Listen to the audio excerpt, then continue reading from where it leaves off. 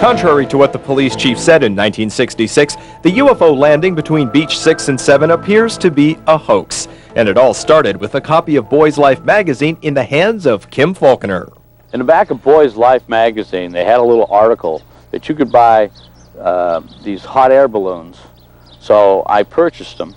And when they came, they were first grade tissue paper. And you had to put them together with glue. We found a copy of the ad from the 1966's Boy's Life magazine.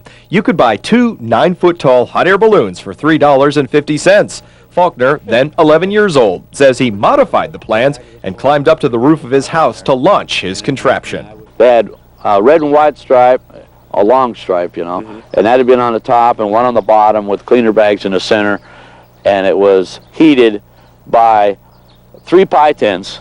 3-story pie tins, and that's what kept it heated, and that's why it went the distance it did.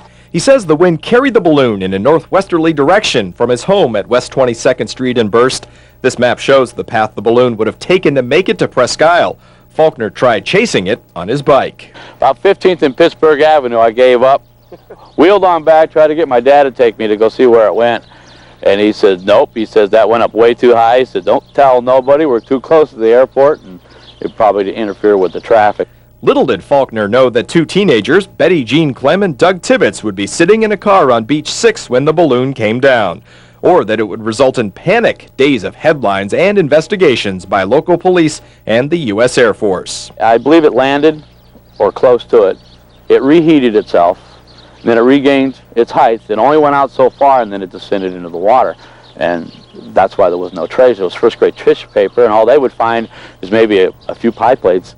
All of the havoc caused by the sighting made Faulkner promise his dad he'd never say anything about it. But after seeing our eerie flashback, he decided to end over 35 years of silence and speculation. Since then, my dad has passed on, and I'm sure being up there, he's getting quite a chuckle out of this. Though he takes credit for the UFO, Faulkner denies having anything to do with the so-called alien described by Betty Jean or the tracks found in the sand. At least it leaves some mystery in what has apparently been one of Erie's greatest hoaxes.